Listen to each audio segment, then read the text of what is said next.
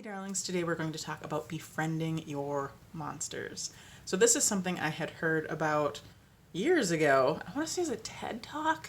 I believe it's a woman who talked with prisoners and helped them find more congruence in themselves and to appreciate kind of the darker, ickier parts of themselves. And this kind of came back to me as I was going through a process from a book I just narrated, NLP at Work, 4th edition, The Difference That Makes the Difference. And I was going through one of the processes with a friend, actually, because they were having some issues trying to decide some stuff and feeling kind of torn. And while we were going through it, I was like, oh, I'm going to do this too and kind of see how it feels. And so it's a process about how to pull yourself together. So if you have parts of yourself that are feeling like they're just not getting along, it's something that you can do to become one with yourself. And so I was trying to think, what do I find the most conflict in myself about? And I realized one was like the critical part of me and one was like the cheerleader part of me. And so part of the process is to obviously identify those and then to think about what they're doing for you. And can you appreciate what they're trying to give you? And so I was thinking about the cheerleader part, where obviously that part is like, yeah, you're doing an awesome job no matter what. You are enough. You're amazing. You're loved. Oh, you're so great. You know, like I could sleep in all day and I'd be like, oh, look at you getting rest. Like, oh, that's great. Just happy-go-lucky, super, super just amazed by everything I do. And then there's critical part that is not so nice. Basically wants perfection or near perfection, at least like an 98, 99%, preferably 100, maybe 110%.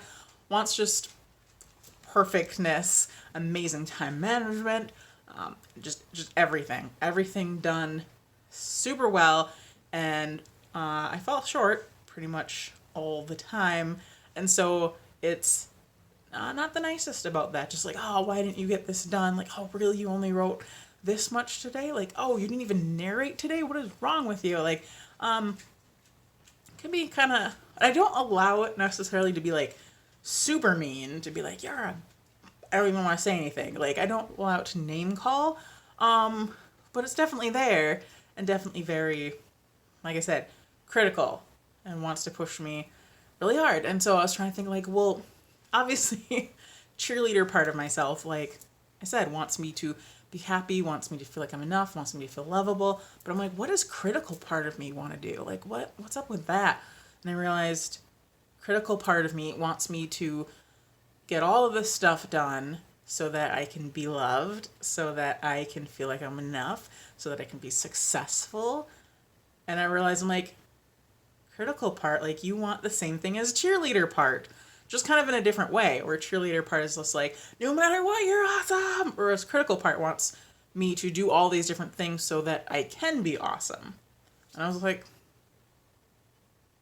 that's really interesting. Like, I just totally had this like weird, interesting shift while I was just hanging out with my friend where I'm like, I had an odd little breakthrough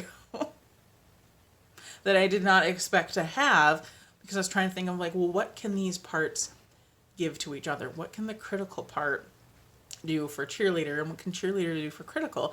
And I realized like the critical part can help push me, especially if I'm feeling just a little but to make sure that I'm going, to give me that, like I said, that push, that little bit of motivation for those times when I could do more and I'm just kind of like not feeling it for whatever reason, but just to get me going. And obviously cheerleader part can keep cheering me on and making me feel decent, because if you're full of shame and guilt and any sort of self-loathing, not necessarily the best for getting things done. So I was like, I can find this really lovely melding of the two to help get my goals and to feel better about myself right now. So I was like, that's so cool. And then I was like, well, what else in me do I feel like is kind of butting heads or is difficult or tricky. And I realized, kind of in a similar way, was like body image stuff. So every day I do my affirmations. So some of the stuff I say is stuff I already have, and some of the things I say are things that I would like to have in the future. So I might be like, oh, I'm financially free and I own everything outright and I buy everything outright and blah, blah, blah, blah, blah, which is not true at this point. But I say that and I'm just like, that feels good. Like, yeah, I can totally see that. But one of the things I'll say is I love my body. I adore my body. I think it's awesome. And when I would say that, there would be this thing in my head that'd be like, nope. Nope. Like this feeling of like, oh, no, we don't believe that. Why are you even saying that? So it's funny that I can say I'm financially free and just be like, yeah, like even though it's not there yet, even though I have debt and stuff, I'm like, why can I say that? But like, I love my body. There's just this like, this is just this sensation of like, oh no, you don't, because there's, you know, I've got a little bit of extra on me, and so I was trying to dive into that, and I was like, what's going on with that? Like, why is there just this sense of bleh? Like, can I address that? Can I figure out what that is? And maybe kind of mesh it with something else and get the all sorts of good out of it. I don't know if that makes sense. So I was like, okay, well, what does that part of me that feels meh, that part of me that doesn't like my body, like what is that trying to do for me? What, if it could give me a gift, what would it be? And I realized that a lot of my life I felt invisible. Or if I was visible, it was to be like bullied or teased. So I felt, yeah, just kind of in the background. And even now, like there's times when I will be in a group of people and I will just kind of like maybe deer in the headlights and just be there and feel like I'm not really seen. Like all these other people are talking around me and I'm just there by myself. And there's this like belief in me, and I feel like it's a relative truth though too, is that beautiful people have more power. And this feels so gross to say out loud, but I know there's all sorts of studies. My dog is trying to bury himself in the background there. But there's all sorts of studies that like very attractive people, like conventionally attractive people, are more successful. People are nicer to them, and all these different things. So there can be benefits to being like a conventionally attractive person. And I remember seeing this in real life many times. I used to work out with my then boyfriend's friends, which now that I think about, that's weird. Like my boyfriend at the time didn't work out, but his friends did, and I would work out with them. But there was a woman with a just amazing body. Like her face was just very average, but her body was just insane. And just watching all these guys, just that like, holy cow, there's a hot woman. And I was just like, really? Like dudes. And they were just like transfixed, like transfixed, like just, they were like gone. They were just like, and I remember being like, what would that be like to literally just walk in a room? Like, you don't even do anything. You're just existing. And people are just like, I was like, what? What would that be like? That's insane. And another time, I used to work at a kiosk in the mall selling internet. And this very beautiful woman comes by, like beachy blonde waves, like just killer body, like just very, very attractive. And I had 3 male coworkers working that day with me, and all 3 of them needed to help her buy internet. Generally 1 person will do, but no, all 3 of them, even my 60-something-year-old boss, they all had to help her. And again, it was that whole, like, they were entranced, they were hypnotized by her beauty, and I was just like, what the heck? Like, I can't imagine what that would be like. And so there's been a part of me that's like, I it seems like a superpower. I was like, that'd be cool. I'm sure there's drawbacks. I'm sure that there's many things that would be unpleasant. I've heard that very, very attractive women, actually men, like, are less likely to hit on them, because they're intimidating. So it's, I don't know. Anyway, this is not to necessarily say anything good or bad about that, but it was something that, like, I've wanted to experience. But I also like food. And I feel like my body type is the kind that doesn't naturally lend itself to being slender. And I could make it that way, but it would not be pleasant because I've tried many things and came to the conclusion, I'm like, I'm just going to eat like in a way that's healthy, and I'm going to exercise a lot, and I'm going to call that good, and however my body is, like, that's fine. And so I do try to enjoy my body just as it is and not try to like force it into any sort of shape, because I've tried that and I don't like it. I like to eat. Because I could fast. I did that. I lost a lot of weight. I did like a 9-day fast. I almost passed out several times.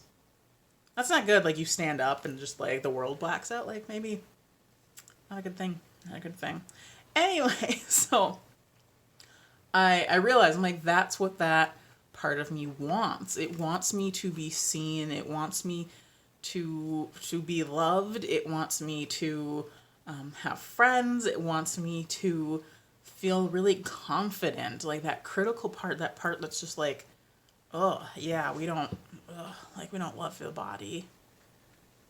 You know, if it's critical, if it's like, yeah, you need to do something about yourself, you know, then you'll be loved, then you'll feel accepted, then you might not be that person sitting in a room full of people talking to no one, which is funny because that's not true. But anyway, so I thank that part of myself. I'm like, whoa, like, you're trying to do something nice for me. You're trying to push me into eating less or working out harder or things like that, so that I can have a more conventionally attractive body and maybe be more accepted in whatever way. And so I had to thank it and be like, but hold up, like, there are people who are just like average, and they have like something to them, like this beautiful charisma, this confidence, this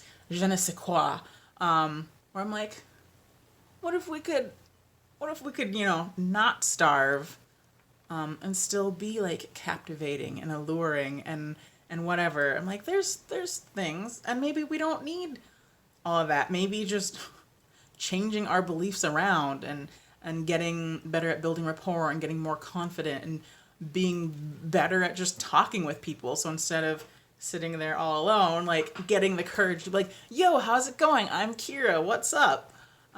Check out my YouTube channel. Like, maybe not, because I ramble a lot and I don't make a lot of sense. But yeah, so I had to take that moment to thank it and be like, hey, like, you are trying to do something good for me, and thank you. And there's this like weird relief that comes with that. Like, I challenge you to try this. If you have a part of you that you do not like, if you have a part of you that's critical, or a part of you that's judgmental, or there's a part of you, or even like a physical thing, but to thank it and be like, what does this do for me? And if it comes up, again, like the critical part sometimes still comes up, and I'm like, yo, thanks. Thanks for trying to push me. Like, how about we try it this way? And I've been feeling more relaxed now that I've been doing that, because now it's not this fight. Now it's not this like, get out of here, critical part. I don't like you. But if you picture it as like an actual part of yourself, like maybe it's a kid that doesn't really know how to best serve you. That sounds weird. How to best help you. You know, and if there's a little kid that's like messing up, like, let's say a little kid, like, you know how kids are just like they just give you something randomly, you know, you generally, you take, you're like, oh, thank you. You're not like, get out of here, you dummy. You know, but that's what we do to ourselves. So if you picture like those not nice parts of you just being like, here you go. And be like, oh, thank you. Like, yeah, maybe we'll just put that over here. Maybe we'll do this with it. But treat your bad parts with kindness. I had a thought about like physical sensations issues, because Melissa Peer talks about this, where like one example she gives, I believe, is a little boy that has eczema, like really bad eczema. And she's like, okay, this sounds silly, but like if your eczema was like your friend, what would it be doing for you? And he was like, oh, well, when I have this bad rash, like mommy is nice and gives me attention and like rubs this cream on my back. And it's like, it's really whatever. Like he liked that, the kind of taking care of him aspect. And so I was like, ooh, like what do I have physically that I could use some help figuring out? And I realized like I'll get crampy, terrible times because I had that yesterday and today. And I was like, well, what gift would this be giving me? This sounds so woo-woo. But hear me out. Don't listen. My dog, just ignore my dog. He's fine. He's whining because he wants me to cover him up. He's fine. Shh. Sorry. Okay. So I'm like, what would this be giving me? Like, what gift? And I realized, well, it's a chance to slow down, which is annoying because I usually have things to do and can't afford to slow down. But like this morning, I slept in a little bit and I stared at my phone for a long time instead of doing my morning routine.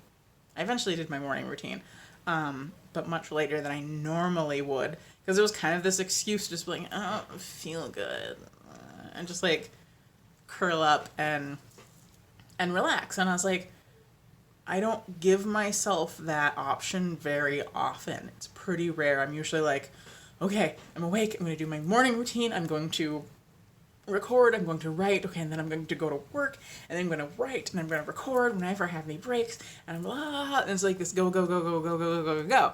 So I was like, okay, it does try to make me relax, and I think I do give myself maybe a little bit more slack, and I might like take a little bath, and then usually my love like maybe pampers me a little bit, like maybe he'll be like, oh honey, and maybe hug me more. I mean, he's very affectionate anyway, but I think there's this weird thing where I kind of want him to feel sorry for me sometimes, which I'm like, that's not good, but I really like it once in a while when he's just like, oh honey, and just loves me a little bit more, and maybe like does more of the housework for me.